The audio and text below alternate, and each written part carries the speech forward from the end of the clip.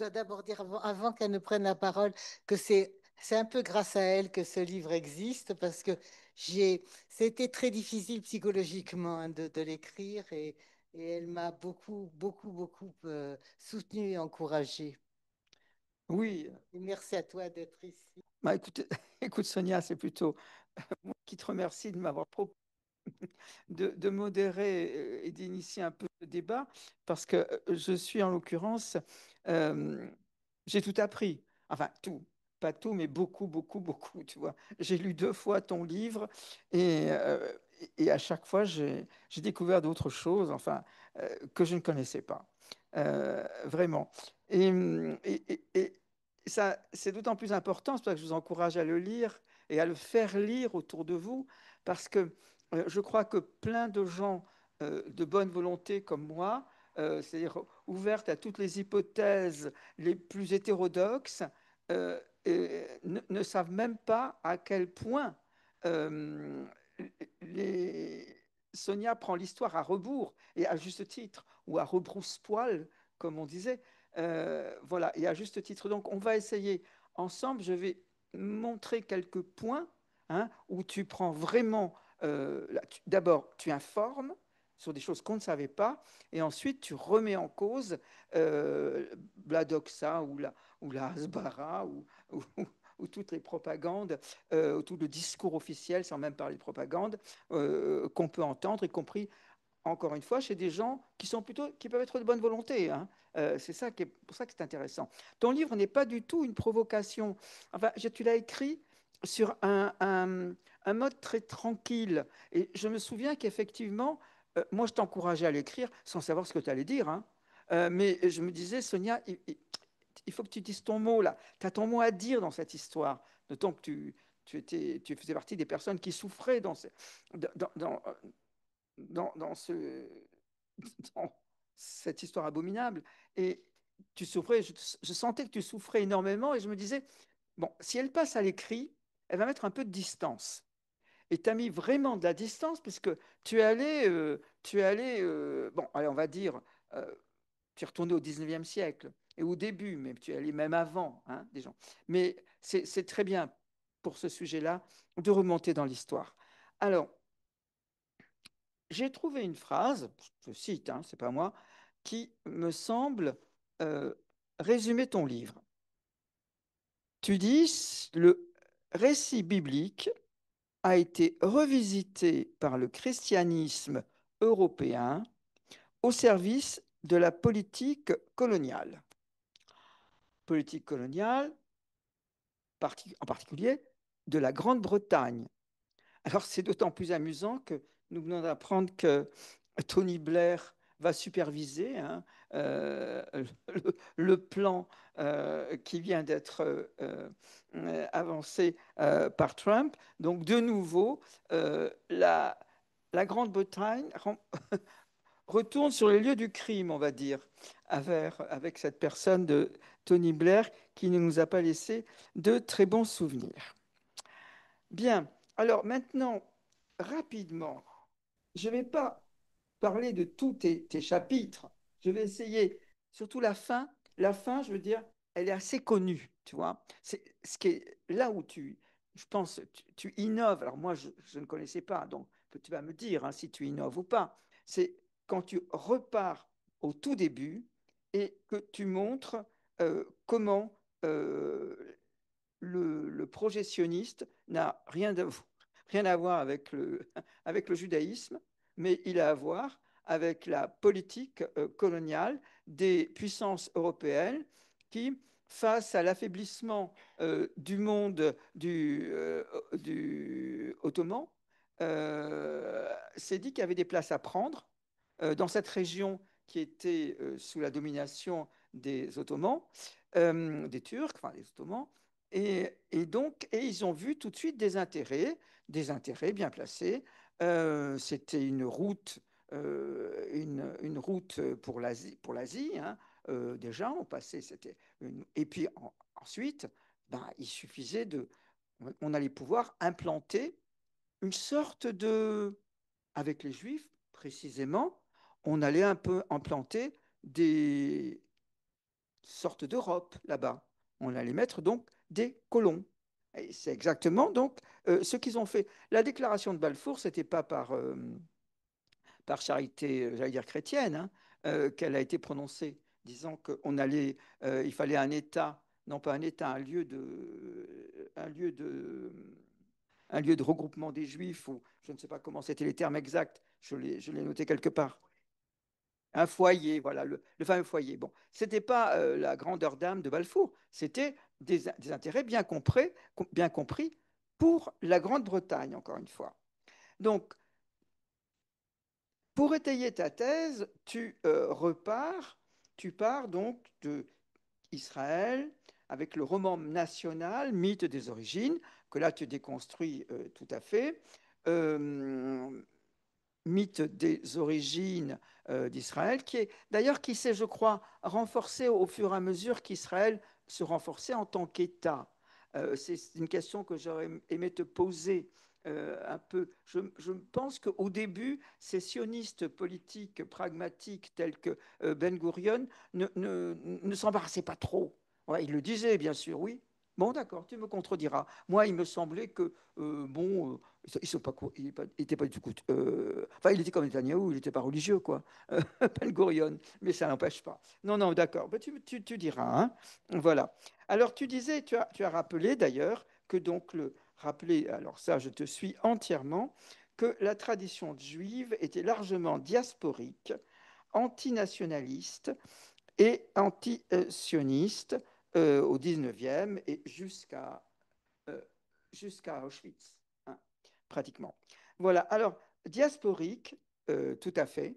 D'ailleurs, c'est amusant de voir comment, dans le cadre de la construction du récit national en Israël, des historiens prêtent main forte à ce mythe. Je pense par exemple à Aaron Appelfeld, qui a écrit des choses très touchantes, hein, parfois, mais qui véhicule une animosité à l'égard de la diaspora qui est qui est incompréhensible, enfin, incompréhensible, et qui évidemment alimente, sans que ça soit forcément voulu de sa part, mais ça alimente le mythe, hein. Il y a une sorte de haine à l'égard de la diaspora. Voilà, alors antinationaliste parce que la tradition juive ne demandait pas donc, la construction d'un État dans sa tradition. Alors antisioniste, là oui, je te disais l'autre fois, je pense qu'ils étaient plus asioniste que antisioniste.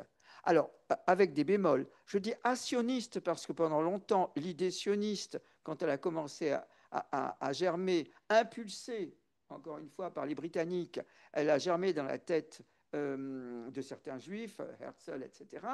Euh, je pense que là, euh, effectivement, il y avait un effort. Enfin, les autres juifs, les communautés juives les Juifs de façon générale, entendaient parler de cette idée qui leur semblait bien farfelue et qui, ma foi, n'y prêtaient pas trop attention. Donc j'ai l'impression, en tout cas, chez les Juifs russes sur lesquels je travaille en ce moment, fin du 19e, début du 20e, c'est la seule partie où je m'y connaisse un petit peu dans le livre de Sonia, dont j'ai tout appris par ailleurs, ou presque, je sais qu'ils étaient surtout actionnistes. Alors, avec une exception, le Bund.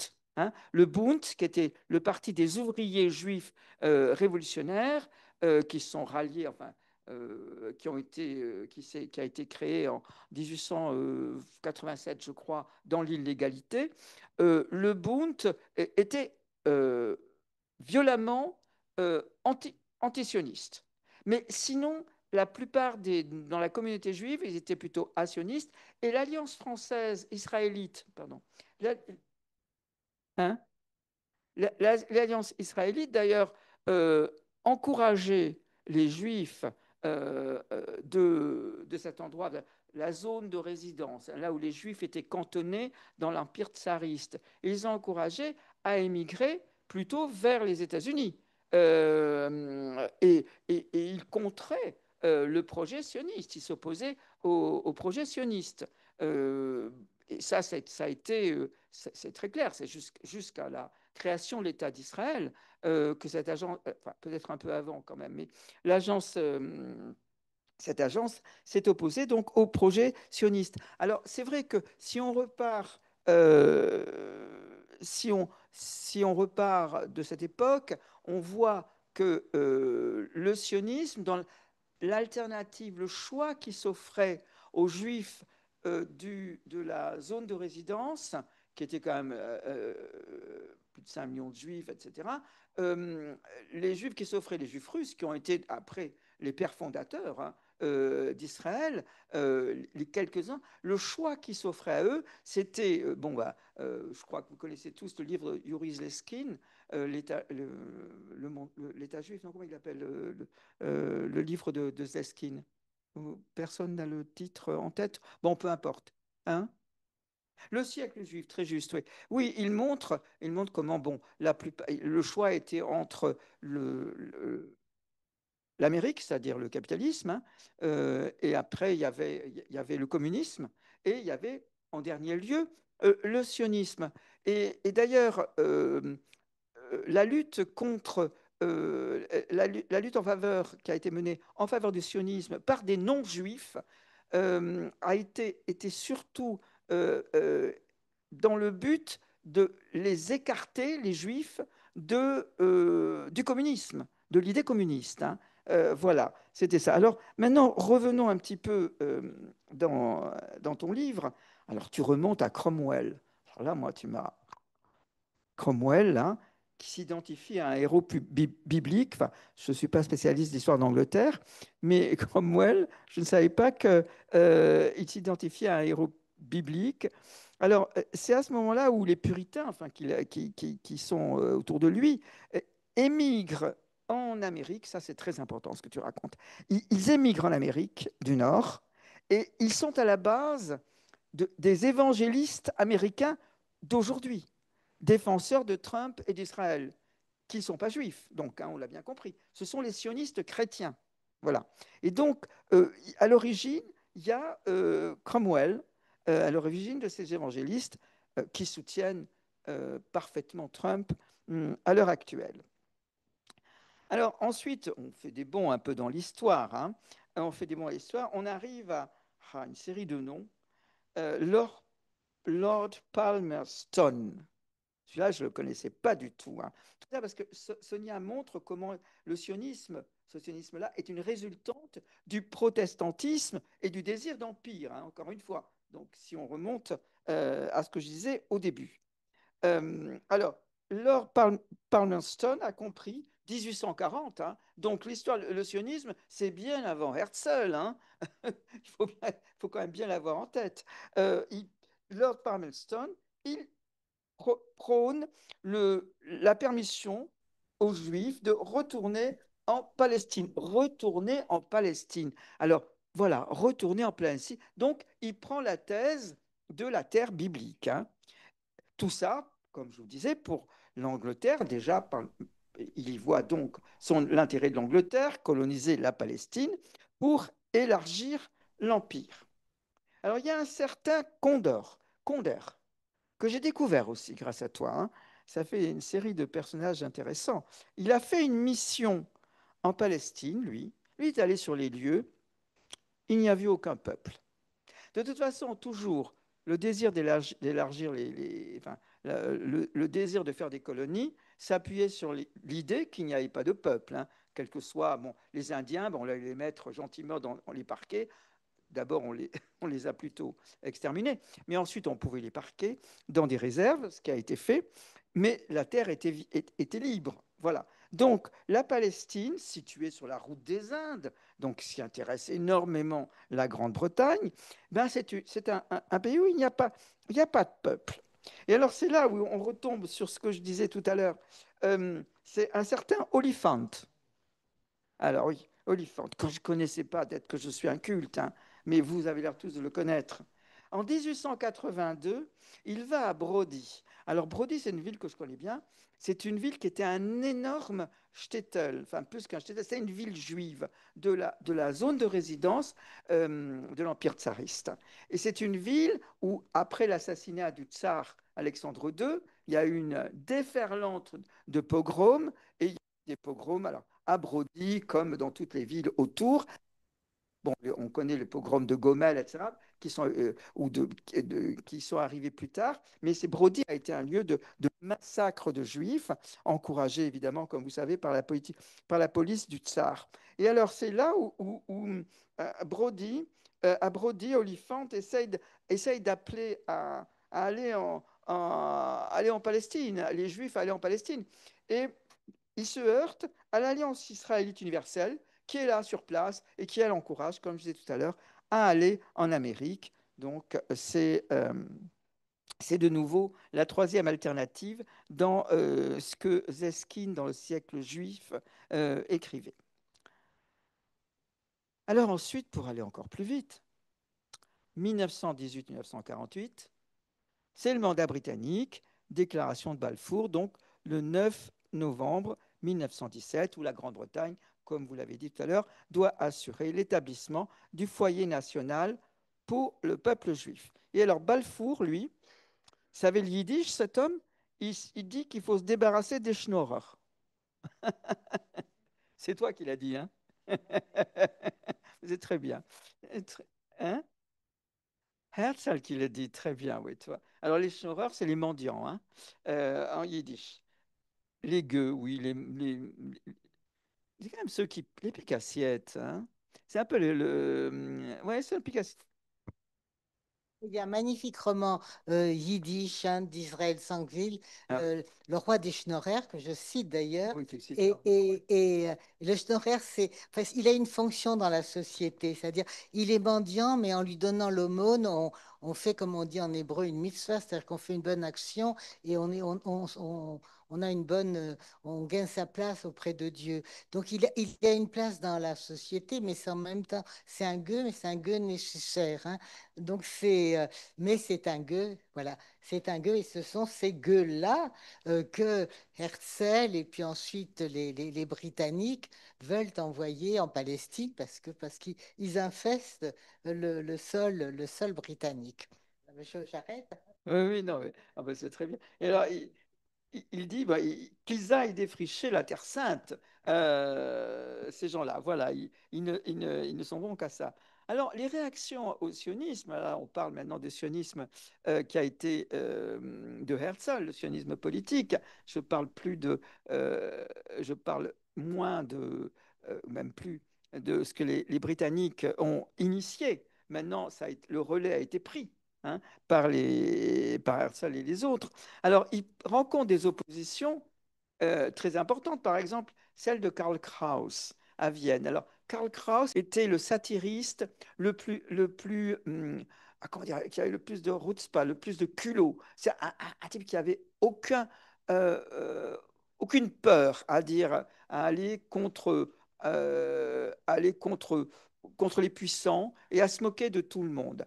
Et il a été féroce sur le sionisme, Karl Kraus, je crois que tu le cites, hein, pas mal. Alors bon, la même époque, donc toujours cette époque, hein, fin de la Première Guerre mondiale et enfin avant la Première Guerre mondiale et jusqu'à la Seconde Guerre mondiale, donc dans cette époque-là où le Herzl essaye et les sionistes essayent d'encourager l'établissement de colonies juives en tantôt achetant des terres, tantôt en prenant, parce que il y avait personne, donc on allait au moins prendre leurs terres.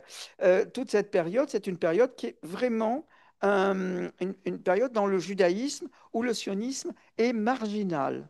Et ça, on a tendance à l'oublier maintenant.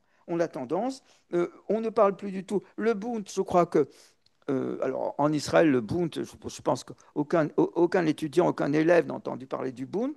Mais même ici, alors que c'était en histoire russe et soviétique, je me souviens qu'on avait des cours sur le Bund. C'était vraiment un mouvement très très important. Le Bund, donc je vous rappelle, le Bund, c'est un mouvement juif socialiste qui ne revendiquait absolument aucun État, aucun territoire autonome, mais qui se battait pour l'égalité des droits civiques et l'autonomie culturelle, hein, axée sur la langue. Alors, justement, j'avais une petite question. à te poser, mais je te l'ai dit tout de suite et puis on y reviendra. Par exemple, bon, la notion de nation. Alors, si on prend celle de Herder, elle est fondée sur la langue, pas sur le territoire, il me semble, non? Enfin, je ne sais pas. Oui, vas-y, vas-y.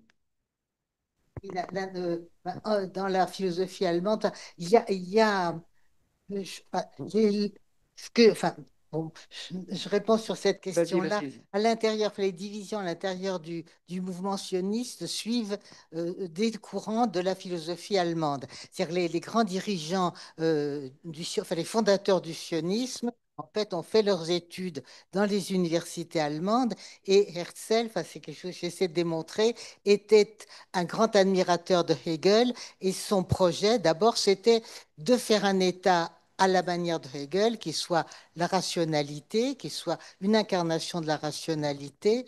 Et alors après, effectivement, euh, le territoire, ça n'était absolument pas, ça ne comptait pas pour lui. Le territoire ne comptait pas pour lui. Le territoire, il a trouvé enfin, quand il faisait le tour des cours d'Europe en demandant, parce qu'il bon, il fallait des gens pour peupler, pour peupler ce territoire et faire un État, c'était selon lui l'État des Juifs. Mais où ça n'avait finalement pas d'importance et c'est l'autre tendance alors culturelle mais d'intellectuels juifs informés alors qui étaient des admirateurs de Herder, c'est-à-dire la notion culturelle mais aussi de Fichte. On ne dit pas assez Fichte en France. Moi, j'ai beaucoup lu Fichte et j'admire beaucoup. Donc, c'était une idée de la nation fondée sur la langue et la culture. Et là, c'était bon. Et à ce fameux congrès de Bâle, il y a eu une fusion, c'est-à-dire que Herzl s'est rendu compte que il fallait en passer par ce fantasme de Sion, parce que le terme de Sion, alors justement, si je peux, Vas-y, voilà, vas-y. voilà, enfin, tu mettais, enfin, enfin, une des idées que je voulais battre en brèche, c'était l'idée d'une distinction entre un sionisme religieux et un sionisme laïque. Ça ne colle pas, parce que les termes mêmes, le terme de Sion, c'est le Sion, j'ai renoté parce que comme dit une de mes amies, j'ai une mémoire de poisson rouge avec le temps qui passe. C'est un psaume, hein. C'est dans le psaume 74. Il y a un verset du psaume. Moi, j'ai beaucoup lu la Bible dans ma vie, dans ma jeunesse. C'est le lieu où Dieu a fixé sa résidence. Donc déjà, le sionisme, par son terme même, se réfère à ce verset, à ce psaume, et ensuite tout. Enfin, justement, tu disais que Ben Gurion était un laïc, mais pas vraiment, parce que dès 1936, Ben Gurion enfin, dit que finalement, l'État qui souhaite construire devrait aller au moins jusqu'au fleuve Litanie, au sud Liban. Je veux dire, en ce moment, moi, ce qui me frappe, c'est qu'on est en train de vivre ça. Pourquoi? Parce que cette région était le lieu que Dieu avait attribué à la tribu de Nephtali. Alors, pour tous ceux qui n'ont pas une éducation religieuse comme moi, Jacob a eu 12 fils et les 12 fils ont été à Jacob, dont le nom après son combat avec l'ange était Israël. Euh, Jacob a eu 12 fils et les 12 fils, à chacun des fils a été attribué une partie de cette terre aux frontières non définies, hein. Donc, je Et crois, toujours. et oui, et par exemple, Gaza, c'était la terre attribuée à celui des fils de Jacob qui s'appelait Judas. Donc, non pas Judas avec un S, mais Judas sans S. D'accord. Yehuda. Donc alors, c'était déjà chez Ben Gurion, c'est-à-dire qu'il il y a tout, enfin, si je pouvais enfin, m'exprimer en termes psychanalytiques, bien sûr qu'il y a un discours, il y a un discours manifeste, mais derrière, il y a toute, enfin, il y a toute une latence d'une espèce de faux messianisme, parce que c'est en même temps un messianisme complètement déformé. Alors ça, j'ai essayé d'insister là-dessus. D'accord. C'est-à-dire que le sionisme s'appuie sur une lecture que je dirais chrétienne, hein, des livres, enfin de la Bible ou de la Torah, comme nous disons nous. Enfin, moi, je suis juive, hein, et croyante en plus, mais je défends, vous voyez, je défends les droits des Palestiniens de toutes mes forces. La, la, enfin, la tradition juive, c'est une tradition absolument pas littérale. C'est une tradition, on ne cesse d'interpréter. Donc le littéralisme, c'est le littéralisme chrétien, et justement ce qui s'inaugure aussi avec Cromwell et avec le puritanisme, c'est cette lecture littéraire, littéraliste, je veux dire, enfin, au lieu d'interpréter, on prend ça pour un content, je veux dire, et on transforme un texte qui en principe est lu comme un texte très complexe qu'il faut adapter parce que l'hébreu, c'est une langue sacrale extrêmement compliquée. Et puis de toute façon, tout est interprété, rien n'est à prendre au pied de la lettre. On l'interprète au pied de au pied de la lettre, littéralement, avec aussi des déformations et même des citations fausses. Et du coup, on christianisme, hein. C'est une christianisation du judaïsme, hein. C'est quelque chose. Alors, c'est pour ça que Oui, oui. chez Netanyahou, il y a ces Oui, références aux oui, oui, oui, bah, judéo-chrétiens. oui, c'est pourquoi il fait Longtemps. ses références. Mais donc, et là, mais ça se retrouve constamment. C'est-à-dire que moi, je ne crois plus du tout, de toute façon, un sionisme qui serait laïque. Je pense que justement, ce qu'on appelait le sionisme chrétien, il y avait cette espèce de mélange à la fois de messianisme et de visée impérialiste. Et les deux nourrissaient, enfin, l'une de l'autre. Et on retrouve, bah, c'est ce qui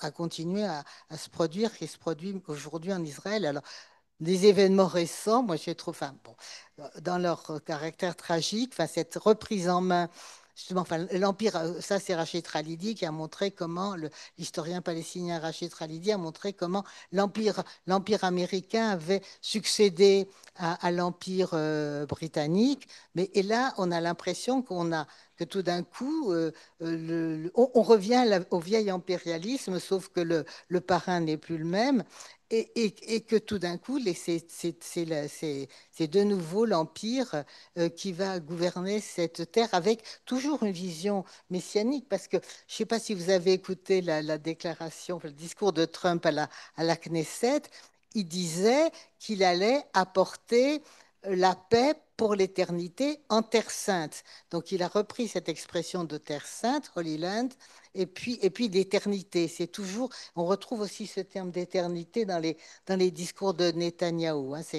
Oui, Voilà. oui, non, ça c'est Donc, sûr. voilà, je t'ai On laisse un petit peu interrompu. avancer parce qu'il faut que tu reviennes, que tu assistes un peu Ah plus. bah, alors, Mais sur l'antisionisme, on ne parle pas du même lieu. Toi, tu parles depuis l'Empire russe. Moi, j'ai ma propre expérience de l'Empire austro-hongrois, où effectivement il y avait un antisionisme religieux, c'est-à-dire que le sionisme lui-même était un blasphème, était un péché. Enfin, il y avait pas, c'était absolument contraire à l'enseignement religieux, ou un retour en Palestine, dans une Palestine qui était entièrement, qui était mystique, qui était un lieu mystique et mythique, mais qui n'était pas un lieu réel, ne pourrait avoir lieu que après l'arrivée du Messie. Donc c'était passer finalement à un autre temps, à quelque chose qui était, voilà, qui était ailleurs. Donc je pense qu'il c'est y a les les deux. sionistes chrétiens qui soutiennent Trump, c'est ça. Enfin, pourquoi C'est ils ça. soutiennent Trump?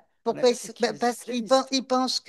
pensent que effectivement que alors les plus fous, si je puis dire, pensent que le Christ va revenir dans ce lieu-là et qu'en plus, alors la version extrême et qui était présente dès l'époque de Cromwell, c'était que à ce moment-là, les Juifs enfin ils verront la vérité, c'est-à-dire que on sera à la fin des temps et ils se convertiront aussi au christianisme. Donc enfin, mais il y a des degrés Oui, enfin, absolument. moi je pense, enfin, je pense que ça relève d'une espèce, je sais pas, de délire collectif mais d'un déni de réalité. Et ce déni de réalité, c'est aussi ne pas voir du tout les gens qui sont là.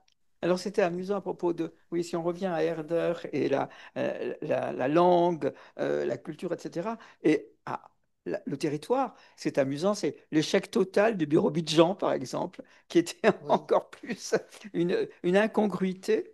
Euh, Je sais pas si on sait ce que c'est que le bureau alors, je vous Midjan. explique. Alors, en 1930, Staline décide de donner une terre pour contrer le sionisme ou pour, on ne sait pas trop, non, pour envoyer des juifs loin de Moscou, peut-être aussi. On décide Staline décide de leur donner un bout de territoire qui est à l'autre bout de l'Union soviétique, en bordure de la Chine, pas loin de Vladivostok, Khabarovsk, enfin, vous voyez, dans ces régions vraiment très, très éloignées. Et c'est un territoire, voilà, ça se rappelle, la République juive. Et ça s'appelle toujours, aujourd'hui, la République juive. Moi, j'y étais d'ailleurs, c'est fantastique parce que tout est écrit en yiddish. Ça reste, hein. Je crois il doit y avoir, je sais pas, peut-être 50 familles juives et pratiquement plus de juifs. Ça s'appelle toujours la République juive de Russie.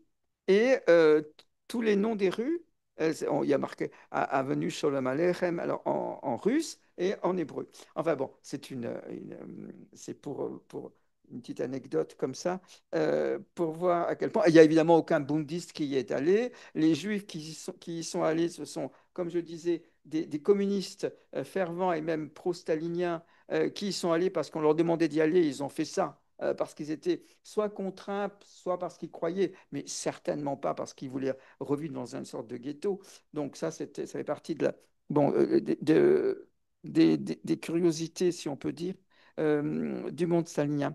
Alors, sinon, revenons à autre chose. Moi, j'ai beaucoup aimé ton article, tu as commencé ton passage, là, ton chapitre, tu as commencé là-dessus, sur la Bible comme une arme. Voilà. Et la façon dont tu montres comment on se sert de la Bible, bon, tu viens d'en parler avec Netanyahou et tu es remonté aussi aux premiers sionistes sur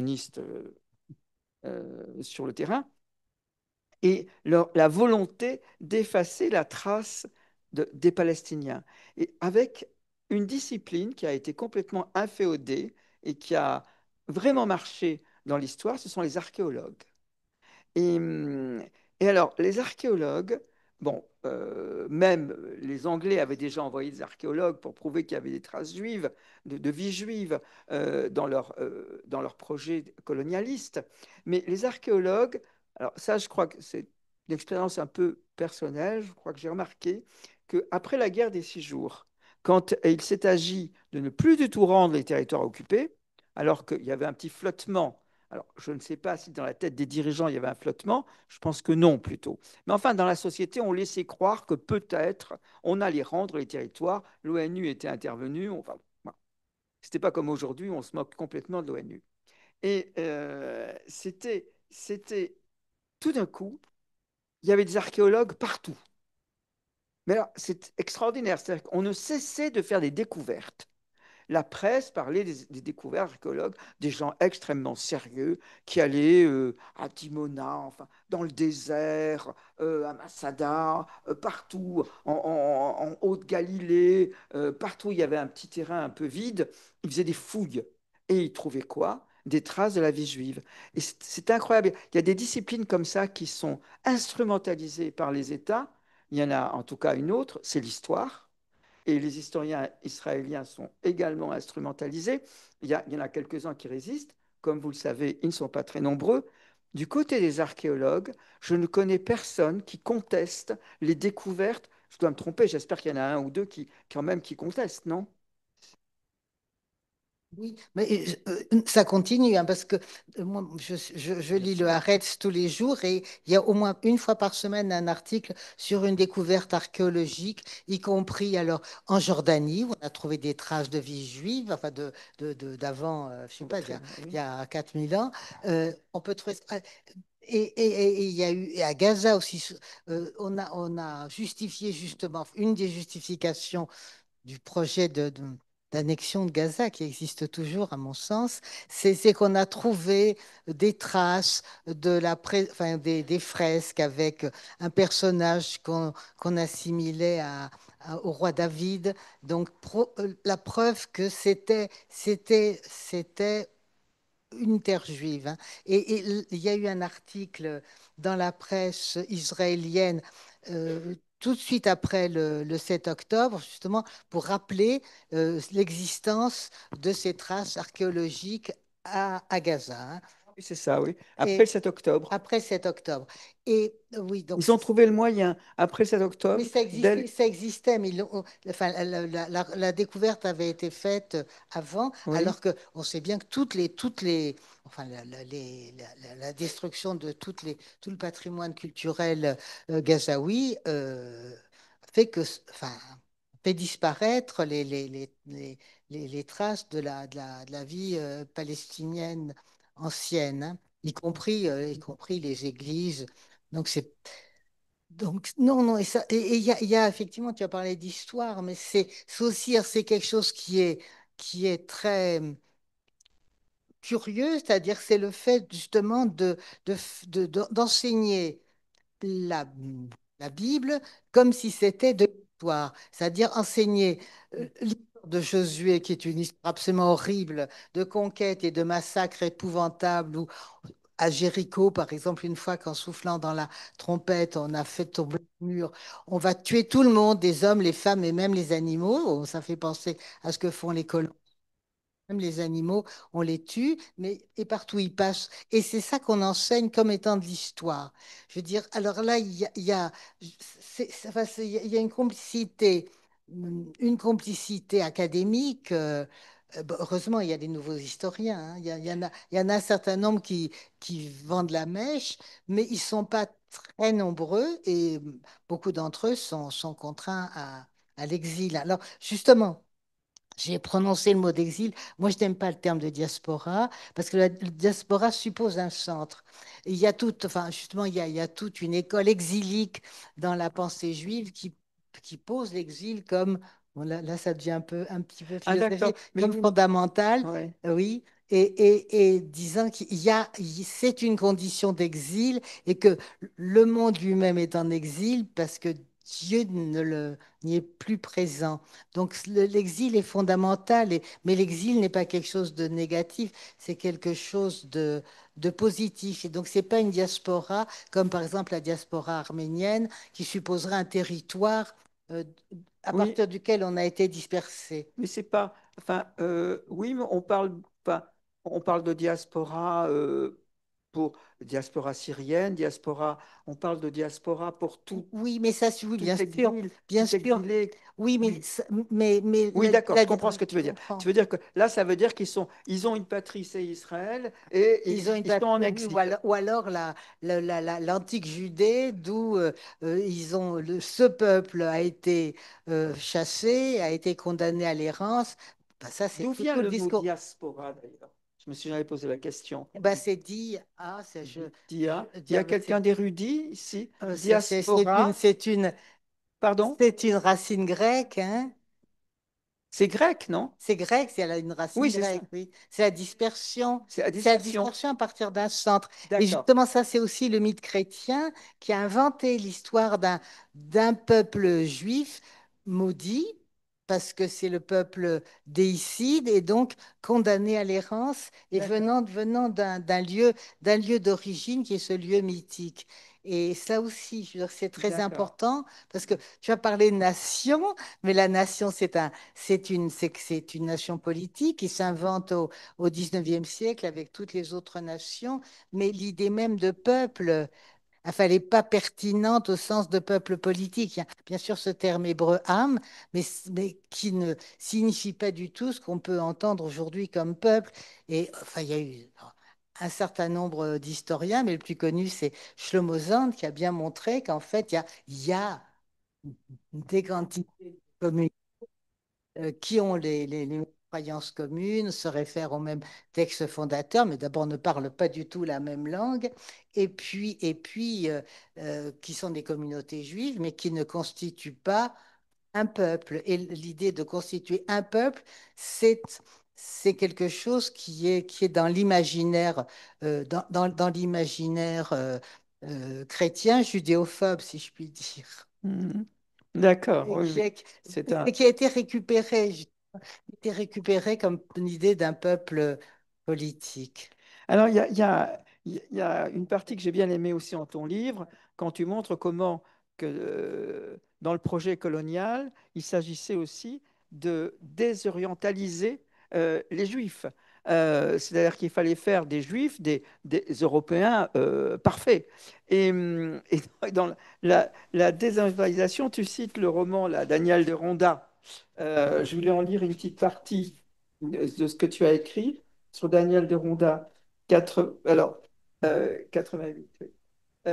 C'est Édouard Saïd, tu dis, c'est Édouard Saïd qui a montré comment, dans l'orientalisme, les stéréotypes d'ailleurs sont genrés, c'est-à-dire qu'ils se déclinent différemment selon qu'ils concernent les hommes ou les femmes.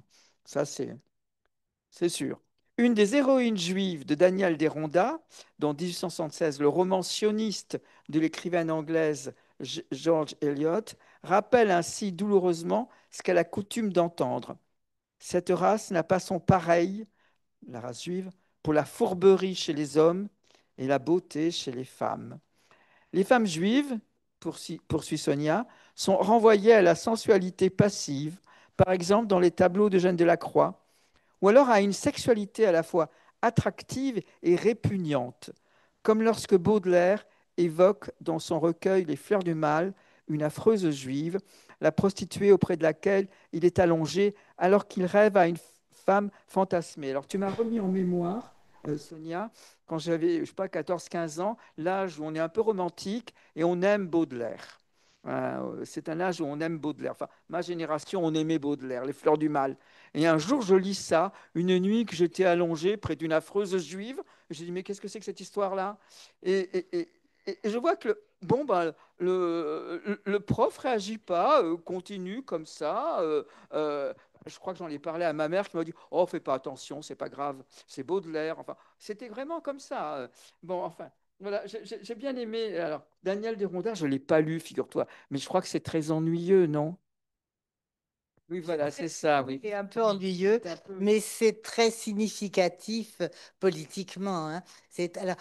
Mais alors désorientalisé parce que enfin, il y a tout le mythe du sémite qui fonctionne pour les juifs. Alors le sémite, c'est aussi l'oriental parce qu'un des théoriciens, enfin le sémite, c'est ce qui s'oppose à l'arien, la Ouais. norme, ce qu'il faut être, c'est arien. Le sémite, c'est aussi un peu un nègre, si je puis me permettre. J'emploie le terme nègre à dessein parce que, voilà, parce que un des grands, un des premiers théoriciens allemands, Michaelis, de cette, de ce, de ce sémitisme, voulait envoyer, disait, ces juifs, ils sont un peu, ils reprenaient la théorie des climats de Montesquieu, ils viennent du chaud, nécessairement, ils venaient d'un Orient qui était chaud, même si c'était la lointaine Russie.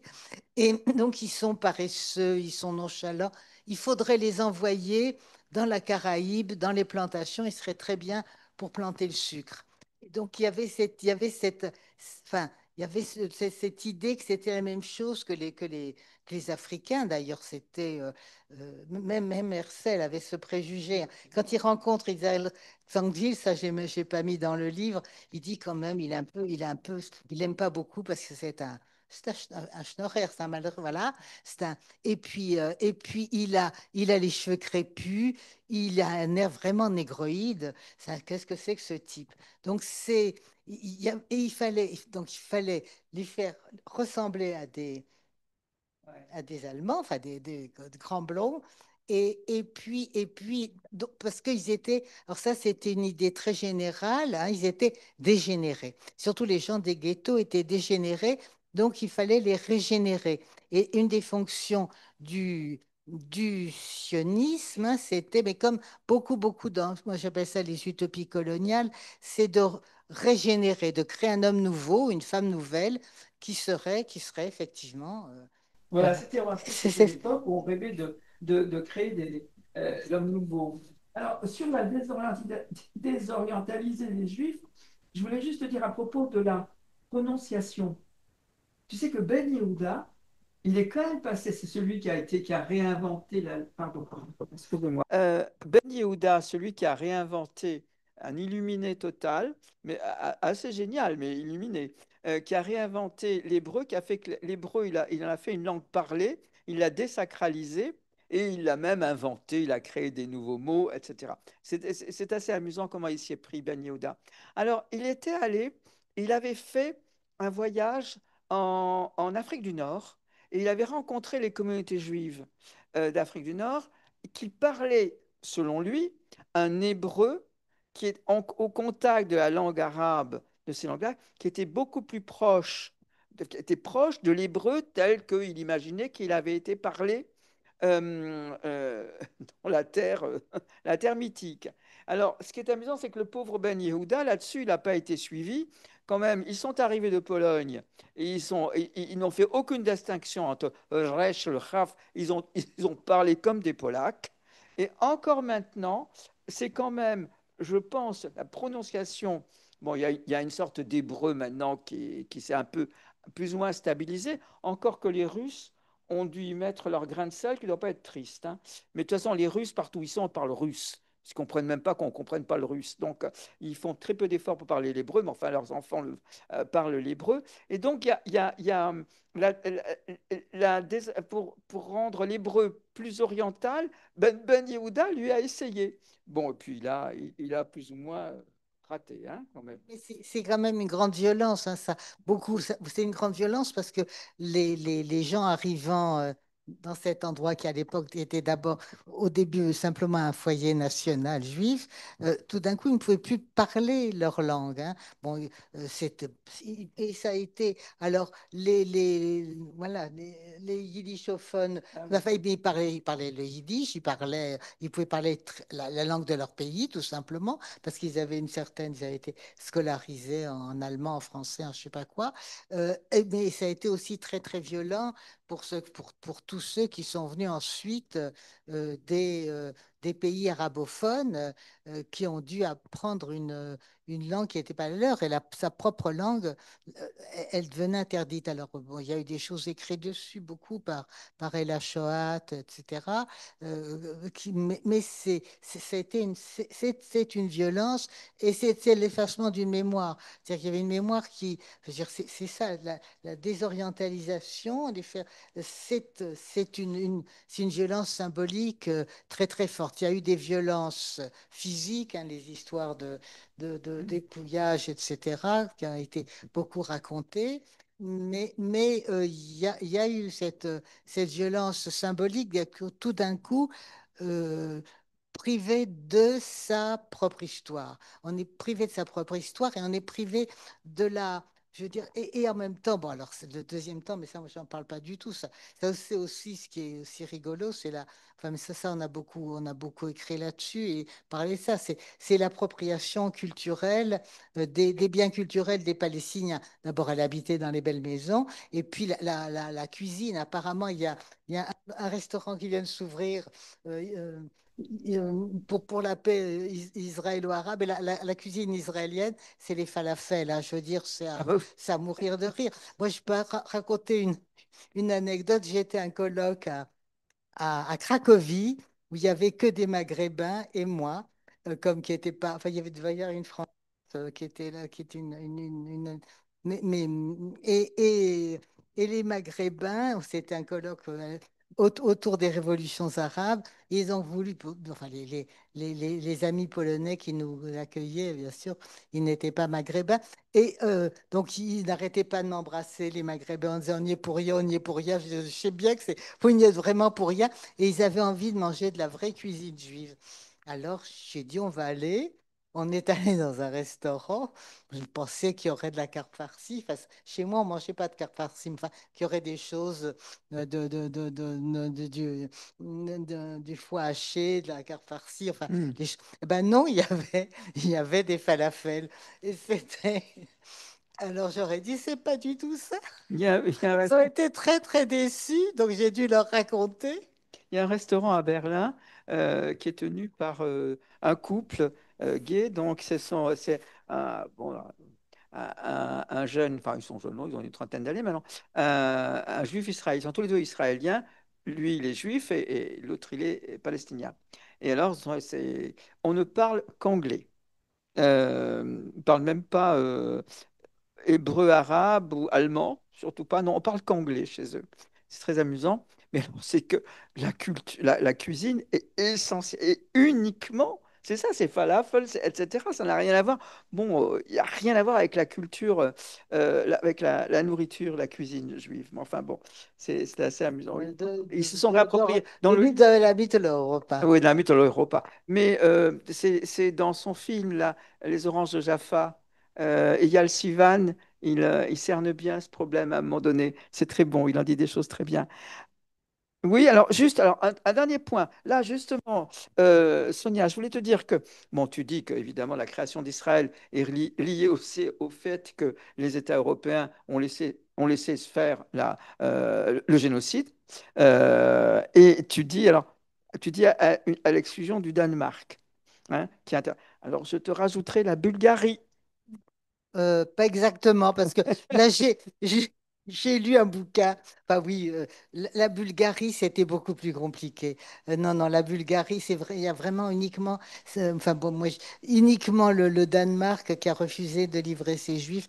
La Bulgarie, ils en ont A quand même laissé passer les Juifs de Macédoine, mais pas les Juifs de quelques-uns. culture Oui, de oui, mais ils la ont, Bulgarie voilà, intérieure. voilà, mais la Bulgarie, Ça a c'était plus été une compliqué. alliance, la Bulgarie, ça a été une alliance Oui, entre. mais avec beaucoup d'antisémitisme Non, aussi. Enfin, moi, je la sais Bul- pas. J'ai lu un bouquin dessus qui, Qu'est-ce voilà. que tu as lu? Ah, je sais plus. Écoute, là, tu me demandes, Parce que faudrait j'ai que travaillé pas mal sur la Bulgarie et les Juifs. Mais enfin bon, non, mais de l'antisémitisme, c'est bien même au Danemark, hein, je pense qu'il devait y en avoir, mais c'est vrai qu'ils n'ont pas livré leurs Juifs. Euh, oui, ça c'est sûr. Enfin voilà. Bon, bah écoutez, si vous voulez savoir comment le sionisme a été un instrument idéologique pour le démantèlement de l'Empire ottoman et la raison pour laquelle on a envoyé les Juifs dans cet État, vous lisez le livre de Sonia. Il y a quantité de choses qu'on aurait pu encore dire. Je terminerai quand même, j'aime beaucoup quand tu parles, euh, une de tes dernières phrases, tu dis ce rêve. Oui, parce que tu parles de Martin Buber qui faisait partie qui était pour un État binational. C'était un juif allemand croyant et qui était pour un État binational au sein d'une association des peuples du Proche-Orient. Et tu dis ce rêve, tu as raison de dire, dernier avatar des utopies coloniales qui tentent de concilier sionisme, humanisme et non-violence, volera en éclats au contact de la dure réalité historique, celle d'un État juif défini sur une base ethno-religieuse et dans lequel les juifs et la religion juive jouissent de privilèges exclusifs que n'auront jamais les citoyens non juifs. Et ça, tu empruntes la phrase à Tony Judd, qui était un universitaire américain qui a écrit un article qui s'appelait L'État d'Israël est un anachronisme. L'État-nation est un anachronisme. L'État d'Israël est né comme État-nation à un moment où l'État-nation est un anachronisme. Et je peux vous dire, il est mort depuis, Tony Judd, mais je peux vous dire qu'il a eu un nombre, ça a été mais vraiment un- une avalanche d'attaques, notamment par Omar Bartov, qui aujourd'hui est celui qui a dit, je suis un expert, enfin j'ai travaillé sur les génocides, quand j'en vois un, je sais dire si c'est un génocide ou pas, et Gaza est un génocide. Voilà. Ah, bien. Bien, écoute, je crois que maintenant on peut laisser poser des questions. Merci beaucoup. Que tu as dit à peu près l'essentiel de ce qu'il y avait dans mon Voilà, livre. je encore à dire, mais bon. Bonsoir, merci beaucoup pour cette présentation. Moi, j'ai une question peut-être un peu bête, mais c'est concernant les chrétiens. Donc, on a parlé au début des évangélistes qui sont presque à l'initiative de ce sionisme. Mais par rapport aux chrétiens de Gaza aujourd'hui, c'est quoi? Parce que il y a à la fois les chrétiens pas évangélistes qui ignorent un peu enfin, le fait qu'il existe des Palestiniens chrétiens et qui sont aussi victimes de ce génocide. Et c'est quoi la relation donc comment ils justifient chrétiens, à la fois les chrétiens non évangélistes et les évangélistes. Donc, le fait qu'ils ignorent leur souffrance, leur existence, qu'ils sont pas solidaires d'eux, enfin, cette relation, voilà, Oui. ça c'est ma question. Mon petit essai, hein, qui est vraiment un essai de sociologie politique, mais que j'ai essayé de rendre le plus clair possible. Non, non, moi je m'arrête, je ne parle pas de ce qui se passe actuellement. Et ce sont, enfin, les chrétiens d'abord, ce sont les protestants, et puis actuellement, je, ah, les, d'après, moi, alors là, c'est ce que je lis dans la presse, hein, les chrétiens aux États-Unis sont extrêmement divisés. C'est une des raisons, je pense, parce qu'au sein, au sein de MAGA, c'est-à-dire du mouvement autour de Trump, il y a eu une opposition au génocide de Gaza, justement parce il y a aussi des chrétiens. C'est une des raisons. Donc là, ils sont très divisés. Moi, je ne travaille pas du tout là-dessus. Je lis la presse, je la lis très attentivement. C'est une question complexe. C'est pas, de toute façon, les chrétiens, ceux qui ont enfin, c'est le sionisme chrétien est parti d'un courant très très minoritaire au sein du protestantisme qui était le courant puritain, hein, qui a été persécuté lui-même. Donc ils sont partis, ils ont fait euh, comment est-ce qu'il s'appelle? C'était la Révolution des Saints, ce qui a, oh, j'oublie son nom, voilà, si j'ai pas noté. Mais bref, ils sont partis, ils sont ensuite partis aux États-Unis avec l'idée de, mais ensuite ils ont cette idée à continuer à nourrir, hein, le protestantisme britannique et a ressurgi, mais c'est pas il y a beaucoup, beaucoup de courants à l'intérieur du christianisme. Déjà, le protestantisme lui-même est divisé en de nombreuses religions ou sectes. Donc, voilà. Voilà. Donc on peut pas parler des chrétiens comme ça, comme d'un ensemble. Et il y a, voilà, c'est extrêmement divisé. Puis il y a un mouvement très chrétien extrêmement progressiste aussi aux États-Unis, hein. Donc, et puis, les deux papes successifs ont condamné. Donc, c'est pas simple. Mais là, là c'est juste en tant, c'est pas pour travailler, c'est juste en tant que lectrice de la presse, hein, je réponds. Si on le Palestiniens sait. chrétiens, Ah, non? Oui, non, non, non, non. non. Non, non, on n'ignore pas. Enfin, les papes, ils font, Ah, les papes. les Ah oui, papes. je lis pas Oui, les oui, papes. non, et puis on a quand même préservé un peu parce que, alors, Ouais. d'après ce que j'ai lu et ce que j'ai vu, il y a une église qui reste intacte à Gaza, qui est un lieu de refuge, hein. Donc, parce que les Israéliens ne sont pas allés jusqu'à tout bombarder, hein. Donc là c'est un petit peu différent. Ils ont laissé l'église? Ils ont laissé une église, hein, pas toutes, mais une, L'église. et où il y a un petit peu d'espace pour que des gens viennent se réfugier. C'est-à-dire qu'ils ont à manger, hein. Ça, c'est autre chose. Oui. Merci beaucoup.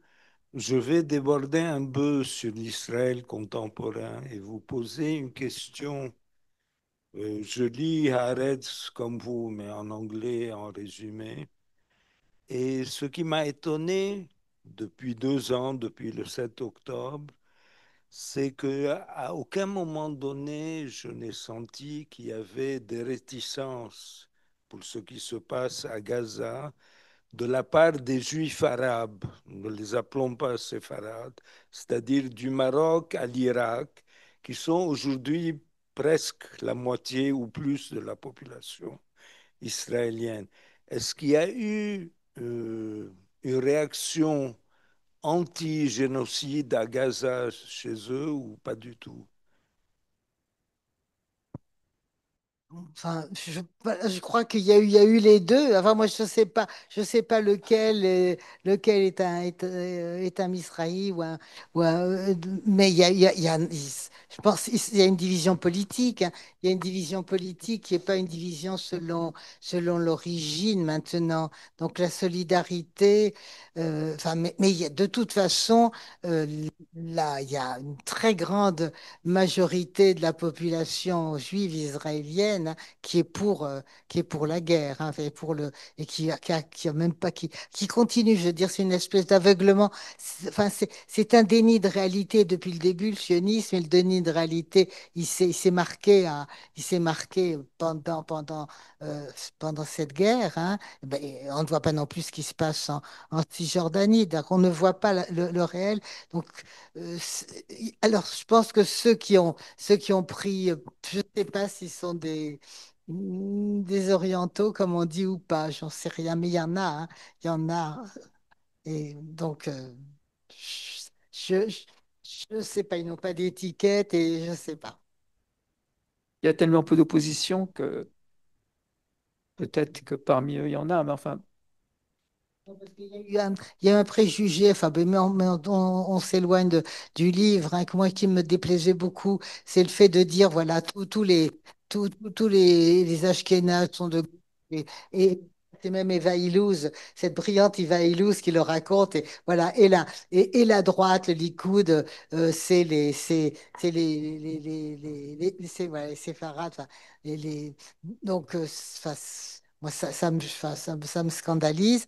Mais, mais après, je pense pas, enfin, je sais pas, je sais pas. En tout cas, je pense que c'est vraiment raciste d'avoir des affirmations pareilles, hein. Bonsoir. Je voulais poser une question sur la définition du zionisme. S'il existe actuellement en Israël un débat sur ce que ça signifie. Parce qu'à la fin, quand c'était construit cette idéologie comme la fondation d'un État juif, on ne savait pas que ça allait mener à cet génocide. Avec le contexte et les conjectures actuelles, est-ce qu'il y a des débats dans la société israélienne pour des différents courants des zionismes, les personnes qui s'identifient zionistes à la fin, mais euh, qui ont des différentes visions politiques, sociales et humaines pour la Palestine et les Palestiniens. Là encore, on est loin du livre, hein, enfin, il y a eu des ruptures avec le sionisme, hein, tu citais Omer Bartov, mais il y en a plusieurs. Il y a eu des évolutions. Enfin, moi, j'ai des amis qui encore, enfin, qui après, jusqu'à Oslo, se disaient encore sionistes, croyant à la possibilité de deux États, mais de deux États avec le retour des réfugiés palestiniens, avec des pleins droits de citoyenneté aux Palestiniens d'Israël, etc., et qui maintenant ne sont plus du tout sionistes, hein. Donc il y a quand même il y a un abandon de l'idée, enfin, ça se voit même dans la presse, mais souvent, celles et ceux qui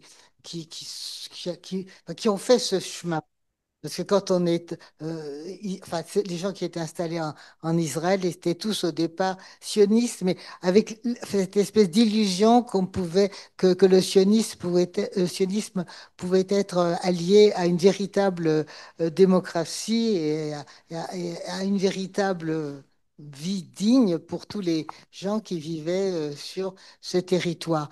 Mais enfin, les illusions sont tombés. Alors, beaucoup sont partis aux États-Unis, ailleurs. Et, enfin, il y a quelque chose qui est en train de se passer, hein.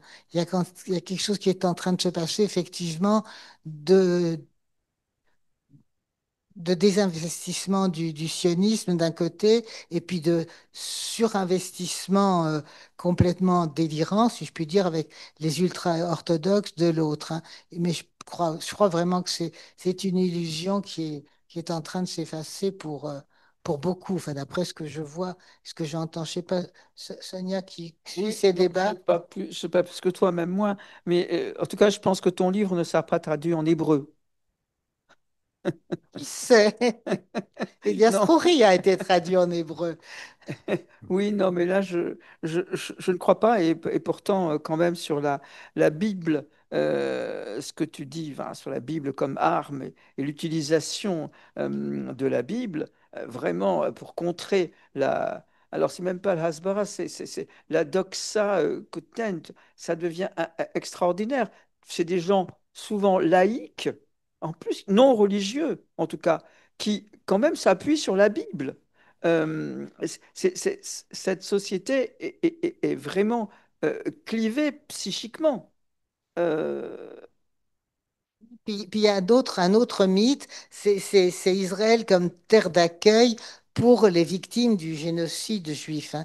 Alors, moi, j'ai perdu cette illusion parce que j'avais un ami qui est mort depuis longtemps, qui était bien plus âgé que moi, qui était, je suis en train de retrouver son nom là que j'ai noté, c'est Benjamin Cohen. J'avais rencontré chez Pierre Vidal-Naquet, puis après on s'est beaucoup revus. Benjamin Cohen était un historien, un spécialiste de la Rome antique et qui était un survivant du génocide venant d'Allemagne, et il m'a raconté à quel point il avait été mal reçu et maltraité au moment de son arrivée. Et il y a un livre que je cite là dans le bouquin dont je conseille la lecture à tout le monde, qui est le Septième million, qui est le livre d'un historien israélien, Tom Segev. Tom Segev. Alors, ici, par exemple, hein, Ben Gurion, une fois qu'il y avait un État, il fallait des gens pour peupler cet État. Donc, ils ont bien accepté il fallait bien qu'ils acceptent la venue de ce qu'on appelait les savants, hein, ceux qui s'y étaient laissés massacrer. Donc, mais c'était avec un mépris, et ils ont été aussi mal accueillis que les Juifs des pays arabes. C'est beaucoup plus tard que tout d'un coup, ils ont décidé de récupérer ce qu'ils ont appelé l'Holocauste après, parce qu'il y a eu magnifique, c'est ironique, ce film hollywoodien et un changement voilà, et un changement de politique. Et Tom Segev le montre très, très, très bien. Et c'est extrêmement argumenté, c'est rude. Moi, j'avais eu déjà le témoignage de Benjamin Cohen, qui était un anti spécialiste de la Rome antique, donc, et qui m'a dit à quel point il avait souffert, hein, à quel point ça avait été difficile, et qu'il fallait absolument pas croire à ce récit. Et là, c'est un récit qui est totalement répandu, et y compris ce que tu disais tout à l'heure qu'Israël avait été créé pour compenser. Moi, je ne crois pas du tout. C'était pour emmerder la Grande-Bretagne. Enfin, je veux dire, il y a eu le vote c'est quand même les pays du bloc soviétique qui ont voté en faveur de la création d'Israël, parce qu'ils voulaient casser l'Empire britannique, hein. Enfin, les jeunes, la Haganah était armée par les Tchèques, etc. Donc c'était après après de nouveau il y a eu un récit qui est un mythe. Il y a une série de mythes, ben, qu'il faut déconstruire, mais après. Alors, Et donc, c'était vraiment, enfin bon, moi, comme j'ai été très enfant, mais j'ai été dans une famille extrêmement politisée où on discutait tout ça. Je me souviens, c'était une décision dans un jeu de politique internationale entre grandes puissances. Mais c'était pas un geste de générosité. Seulement, une fois que l'État était là, et puis qu'il y a eu immédiatement la Nakba, c'est-à-dire qu'ils sont empressés de prendre le plus de territoire possible et en évacuant le plus de Palestiniens possible par tous les moyens. Il fallait des gens pour peupler, hein. Donc, on a fait venir d'abord, voilà, c'est les survivants qui voulaient bien venir, qui n'avaient pas d'autre endroit où aller ou qui avaient envie de venir, peut-être. Et puis ensuite, ben, on a provoqué plein de tragédies dans les pays arabophones pour faire venir. Puis après, il y a eu les Éthiopiens, etc. Les Soviétiques. Les Soviétiques, au moment où il y a cette grande vague d'antisémitisme en Union soviétique et qu'on faisait venir, ils prenaient l'avion, ils voulaient aller ailleurs, mais on disait, vous pouvez partir que si vous allez, alors si vous allez en Israël, hein. Donc, je veux dire, alors Alors, c'est ça c'était la mieux, réalité. c'était extraordinaire, le soviétisme. Quand j'étais justement au Biробidjan, il y avait, alors c'était au moment de la perestroïka, donc c'était 86, 87, 1986, 87, on pouvait déjà parler très librement, hein. Dès que, d'ailleurs, très très vite, hein, dès que Gorbatchev est arrivé au pouvoir et qu'il a dit qu'on voterait, le vote aurait lieu à bulletin secret au sein du parti, là, les choses ont changé. Et au Biробidjan, alors nous, on y était, on avait une petite équipe de chercheurs et on rencontrait, on n'était pas très nombreux, c'est un territoire qui flotte vraiment dans des habits trop grands, et on a rencontré l'agence juive. Et alors, qui disait aux quelques malheureux juifs qui restaient là d'aller en Israël. Et alors, bon, on a assisté, nous, enfin, moi, je me souviens, j'ai assisté à une réunion et je disais après aux gens, ils n'étaient pas très nombreux, encore une fois, je leur disais, oui, ils vont vous dire d'aller en Israël et ils vous enverront dans les territoires occupés. Et alors, je disais, mais vous parlez comme la Pravda, qui me disait. Je dis, ben oui, mais la Pravda, elle n'a pas tort en l'occurrence. Mais alors, que Israël enfin, s'appuyer sur, justifier à partir d'Auschwitz, ça c'est surtout avec Eichmann, le procès Eichmann. C'est ça, c'est 61, hein. C'est à partir de là. Mais oui, oui, mais c'est aussi la repentance d'Adenauer, etc. Il y a quelque chose qui se passe Alors, à c'est ce ça. moment-là. Mais alors, sinon, Sonia, je pense quand même que il y a beaucoup de récits sur la maltraitance, la difficulté quand les gens arrivaient en Israël. Je pense de nouveau à Appelfeld qui raconte comment enfants, vous savez, ils étaient sur les plages italiennes à attendre de pouvoir partir, les Anglais faisant le blocus. Bon, l'histoire est connue. Et c'était une situation terrible. D'ailleurs, c'est pour ça que les puissances, les grandes puissances, voulaient se débarrasser de ces loqueteux qui étaient sur les plages comme ça et qui attendaient d'aller où? Ils n'avaient nulle part où aller. Donc ça, si, ça a été une réponse des grandes puissances, la création de l'État d'Israël, de ce point de vue-là, hein. Que faire de ces rescapés? Alors, Appelfeld, il raconte comment enfant, il est seul, il arrive dans ce pays, il n'a aucune empathie pour ce qu'il a vécu. Mais il n'y a pas uniquement, alors, lui qui est pourtant très, très, après, qui a un discours très, très sioniste, assez, non, nationaliste plutôt, un peu exaspérant. Mais il y a Amos Oz, tu prends David Grossman, beaucoup d'écrivains israéliens. La littérature, souvent, il faut la lire parce que l'histoire ne fait pas son travail. Et c'est souvent, enfin, chez Amos Oz, il y a des passages terribles où on raconte comment ils sont arrivés en Israël dans les années 40, enfin, peu après la création de l'État ou même un peu avant, quand ils ont pu y arriver. On les méprisait, ils n'avaient pas su se battre. C'était ça, hein.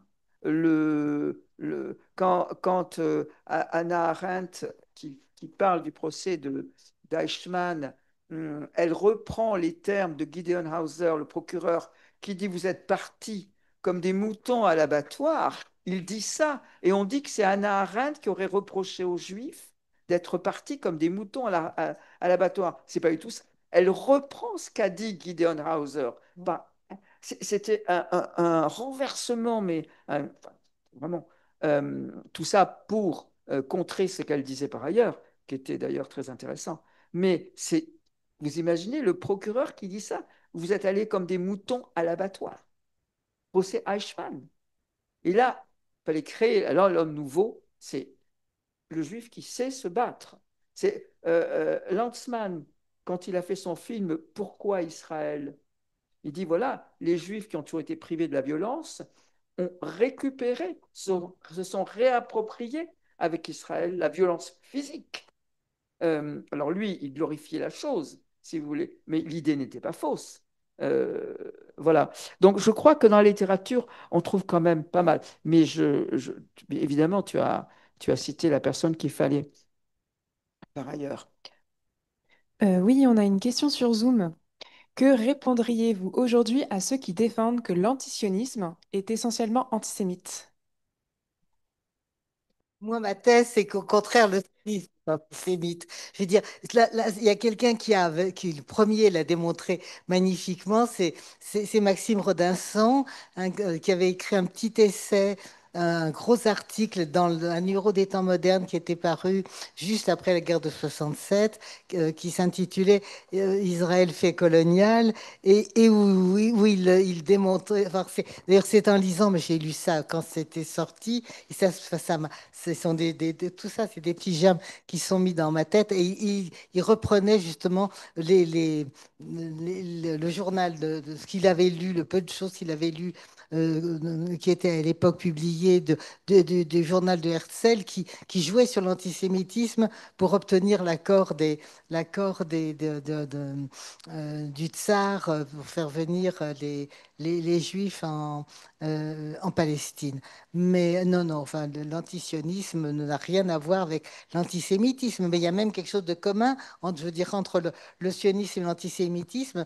Et l'un et l'autre disent que les Juifs n'ont rien à faire en Europe. Enfin, et Oui, donc, c'est vrai, tu as tout à fait raison.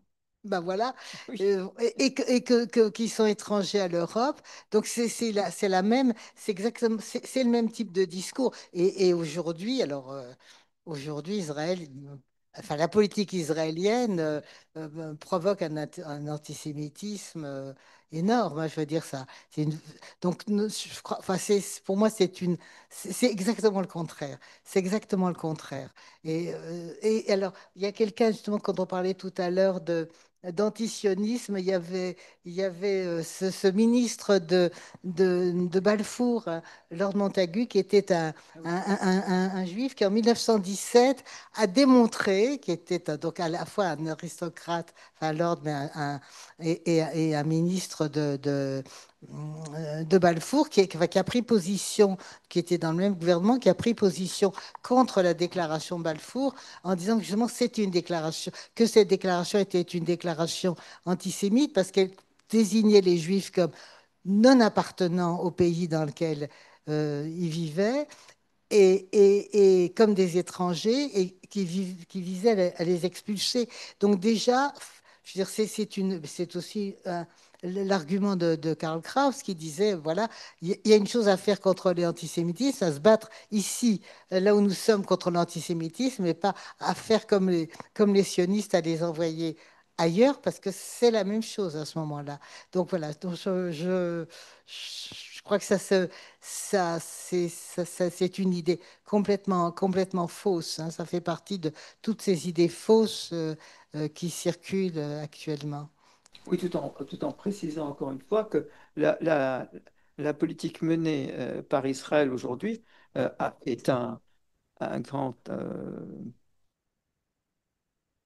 produit de l'antisémitisme. On peut pas le nier, ça. C'est une réalité, hein. Voilà, ça c'est évident. Le premier responsable de l'antisémitisme, d'ailleurs parfois on peut s'étonner qu'il ne soit pas plus grand, plus important, compte tenu de ce qui s'est passé à Gaza, ce qui se passe à Gaza, c'est Israël qui en est, le gouvernement israélien actuel qui en est responsable. Merci. Bon, ben, merci beaucoup pour ta lecture, Merci. Sonia, et puis ben, merci à vous tous de nous avoir écoutés avec patience.